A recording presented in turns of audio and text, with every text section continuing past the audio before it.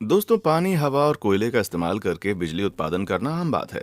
लेकिन क्या कभी आपने सोचा है कि जमीन का इस्तेमाल करके भी बिजली का उत्पादन हो सकता है? आखिर कैसे? और अगर ऐसा हो सकता है तो हम इस तरीके से बिजली का उत्पादन क्यों नहीं करते? जानेंगे आज के इस वीडियो में विस्तार से। साथ ही हम ये भी जानेंगे कि आज के समय में धड़ल्ले से इस्तेमाल होने वाले वायरलेस कनेक्टिविटी और टेस्ला टावर के पीछे का इतिहास क्या है। आज के इस वीडियो में हम इतिहास और विज्ञान की दुनिया से जुड़े ऐसे अद्भुत और रोचक कहानियां आपको बताएंगे जिसे जानने के बाद विज्ञान और राजनीति के रिश्ते को आपको समझ में आ जाएगा। और आप ये भी जानेंगे कि वैज्ञानिक को अपने आविष्कारों के दौरान किन किन कठिनाइयों का सामना करना पड़ता है। तो हमारे इस दिलचस्प और रोचक कहानी की शुरुआत होती है साल 1888 से। यह साल निकोला टेस्ला के लिए काफी खास था क्योंकि इसी साल उन्होंने कई महत्वपूर्ण आविष्कारों का पेटेंट हासिल किया। 1888 में एक जर्मन वैज्ञानिक हेनरिच हर्ट्ज ने यह साबित किया कि इलेक्ट्रोमैग्नेटिक तरंगें एक जगह से दूसरी जगह ट्रैवल कर सकती हैं। हर्ट्ज के इस खोज के बाद दुनिया भर में बिना तार के संदेश भेजने की होड़ शुरू हो गई। इस होड़ में टेस्ला के अलावा रेडियो के आविष्कारक गोलेलियो मार्कोनी मुख्य भूमिका में थे। मार्कोनी 1891 से ही इस काम में जुटे हुए थे और 1896 में उन्होंने इसका पेटेंट फाइल कर दिया। इसके तुरंत बाद उन्होंने अपनी कंपनी खोल ली। वहीं दूसरी तरफ टेस्ला ने 1895 में घोषणा की थी कि वो अपने तरीके से रेडियो संदेश भेजेंगे, लेकिन इससे पहले कि वो ऐसा कर पाते, लेबोरेटरी में आग लग गई और उनकी सारी मेहनत जलकर राख हो गई। लेकिन टेस्ला हार नहीं माने। साल 1897 में उन्होंने एक और आविष्कार का पेटेंट फाइल कर दिया जिसका नाम था टेस्ला कॉइल। ये एक प्रकार का ट्रांसफार्मर था जिसमें एक लोहे के आसपास तांबे के तार के 2 कॉइल लगे होते थे। इस कॉइल के जरिए हाई वोल्टेज करंट उत्पादित हो सकता था।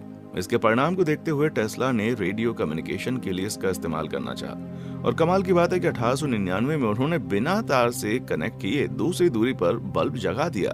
फिर साल 1900 के जनवरी महीने में टेस्ला न्यूयॉर्क आए और उन्होंने अपने एक दोस्त रॉबर्ट अंडरवुड जॉनसन को मना लिया कि वो अपने मैगजीन द सेंचुरी मैगजीन में उनकी एक आर्टिकल पोस्ट करें ताकि उनकी बात लोगों तक पहुंचे और फंडिंग मिले।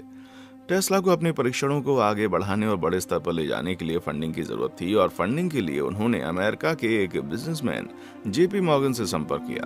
मॉर्गन ने टेस्ला को $1.5 लाख की फंडिंग देने का वादा किया। फंडिंग मिलते ही टेस्ला ने न्यूयॉर्क सिटी के पास 200 एकड़ की जमीन खरीदी।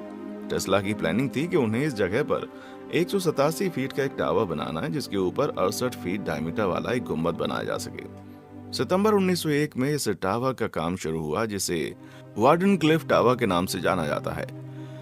टावर का काम शुरू होने के बाद टेस्ला अपने प्रोजेक्ट वर्क की जानकारी को ज्यादा लोगों तक नहीं पहुंचाना चाहते थे। इसी वजह से वो उसे पब्लिक और प्रेस से दूर रख रहे थे। जैसे जैसे प्रोजेक्ट का काम बढ़ा वैसे टेस्ला के पैसों की जरूरत बढ़ गई और वो मॉर्गन को एडिशनल फंड के लिए लेटर लिखते रहे। 1902 के दिसंबर महीने तक ये टावर 187 फीट की ऊंचाई तक पहुंचा। टावर बनने के बाद एक्सपेरिमेंट के लिए टेस्ला को और पैसे की जरूरत थी। वो मॉर्गन को पत्र लिखते रहे लेकिन मॉर्गन के सेक्रेटरी का एक जवाब आता था, it will be impossible for me to do anything in the matter. पैसों की जरूरत को पूरा करने के लिए उन्होंने सेविंग्स और रॉयल्टी पेमेंट्स का इस्तेमाल किया, लेकिन वो इतना पर्याप्त नहीं था जिससे वो अपने परीक्षणों को आगे ले जा पाते। टेस्ला की फ्यूचर प्लानिंग थी कि उन्हें वार्डन क्लिफ सिटी नाम के एक शहर का निर्माण करना है जहां 30 से ज्यादा वार्डन क्लिफ टावर लगे होंगे और इस शहर में रहने वाले सभी लोग वायरलेस तरीके से कम्युनिकेट कर पाएंगे। निकोला टेस्ला का मानना था कि जमीन के अंदर इलेक्ट्रिक एनर्जी का भंडार है। अगर हम नियंत्रित ढंग से किसी खास फ्रीक्वेंसी के साथ बिजली की कुछ मात्रा पृथ्वी के अंदर डाल दें तो पृथ्वी की किसी भी जगह से पृथ्वी के अंदर से बिजली निकाल सकते हैं। लेकिन इसके लिए हमें एक ऐसे डिवाइस की जरूरत होगी जो एनर्जी की फ्रीक्वेंसी को ट्रैक कर सके। टेस्ला की चाहत थी कि वो टेक्स्ट मैसेजेस और इमेजेस को न्यूयॉर्क से इंग्लैंड भेज पाएं, वो भी वायरलेस तरीके से। आज के समय में बड़ी आम बात है, लेकिन आज से 125 साल पहले इस बारे में सोचना बड़ा मुश्किल है। टेस्ला ने अपने टावर के इस प्रोजेक्ट से कई सपने संजोए हुए थे और यही वजह है कि उन्होंने अपने परीक्षण और शोध का काफी समय इसको दिया। साल 1901 से लेकर 1905 तक टेस्ला अपने इस टावर के साथ लगातार एक्सपेरिमेंट करते रहे, लेकिन दुर्भाग्यवश उन्हें सफलता नहीं मिली। टेस्ला की असफलताओं को देखते हुए जेपी मॉर्गन ने इनकी फंडिंग रोक दी, लेकिन अपने प्रोजेक्ट को आगे ले जाने के लिए उन्हें और पैसे की जरूरत थी और ऐसी स्थिति में उनके ऊपर कर्ज का बोझ चढ़ने लगा। प्रोजेक्ट में काम करने वाले सभी मजदूरों ने टेस्ला का काम छोड़ दिया और वंडर क्लिफ टावर प्रोजेक्ट के चीफ मैनेजर दूसरी नौकरी ढूंढने लगे। हालत ऐसी हो गई कि उन्हें मजबूरन अपने प्रोजेक्ट को रोकना पड़ा। वहीं दूसरी तरफ मार्कोनी ने ब्रिटेन में अपना बिजनेस शुरू किया। मार्कोनी के बिजनेस ने ऐसी तरक्की की और टेस्ला को फंडिंग देने वाले जेपी मॉर्गन ने टेस्ला की फंडिंग रोककर मार्कोनी की कंपनी में इन्वेस्ट कर दिया। मार्कोनी के अलावा कई ब्रिटिश इन्वेस्टर्स और एडिसन ने भी मार्कोनी की कंपनी में अपने पैसे इन्वेस्ट किए। इसके साथ ही साल 1904 में मार्कोनी को रेडियो का पेटेंट दे दिया गया और इस घटना से टेस्ला को झटका लगना स्वाभाविक था।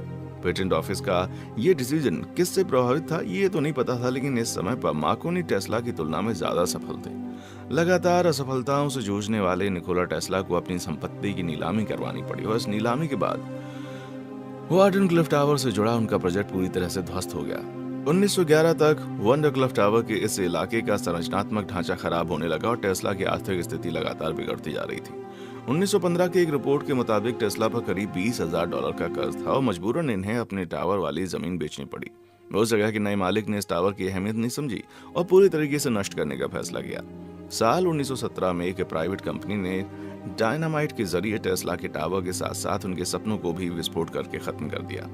उसी समय पहले विश्व युद्ध का समय चल रहा था। युद्ध खत्म होने तक न्यूज़पेपर और मैगजीन्स के जरिए खबर फैल गई कि इस टावर को गिराने के पीछे अमेरिकी सरकार का हाथ था। अपने करियर के सबसे मुश्किल दौर से गुजर रहे निकोला टेस्ला को एक और बड़ा झटका लगा साल 1909 में, जब नोबेल पुरस्कारों की घोषणा हुई। तब वायरलेस टेलीग्राफी की इन्वेंशन के लिए मार्कोनी को नोबेल प्राइज दिया गया, जिससे टेस्ला का नाराज होना स्वाभाविक था। नोबेल पुरस्कारों की घोषणा से खफा टेस्ला ने मार्कोनी की कंपनी पर केस कर दिया, लेकिन निकोला टेस्ला के पास उतने पर्याप्त पैसे नहीं थे कि वो एक कंपनी के खिलाफ मजबूत केस लड़ सकें और परिणाम स्वरूप केस की तारीख आगे बढ़ती रही। अंततः 1943 में इस केस का फैसला आया और ये फैसला टेस्ला के पक्ष में था। अमेरिकी सुप्रीम कोर्ट ने इस मामले पर फैसला देते हुए रेडियो का पेटेंट दोबारा टेस्ला के नाम किया, लेकिन दुख की बात यह है कि उससे पहले ही टेस्ला इस दुनिया को अलविदा कह चुके थे। दोस्तों, आज के इस वीडियो में हमने निकोला टेस्ला के एक ऐसे एक्सपेरिमेंट की कहानी के बारे में जाना जिसकी वजह से वो आर्थिक, मानसिक और भावनात्मक रूप से बिल्कुल टूट गए थे। एक वैज्ञानिक जब अपने आविष्कारों और परीक्षणों में सफल होता है तब सबको पता होता है और पूरी दुनिया से शाबाशी मिलती है, लेकिन अपने परीक्षणों में असफल हो चुके वैज्ञानिक की सारी मेहनत बस उस तक रह जाती है। उम्मीद करता हूँ आज की वीडियो आप सभी को पसंद आई होगी, कुछ नया जानने को मिला होगा। इतिहास से जुड़ी ऐसी वीडियोस को देखने के लिए इट्स हिस्ट्री को सब्सक्राइब करें। देखने के लिए शुक्रिया।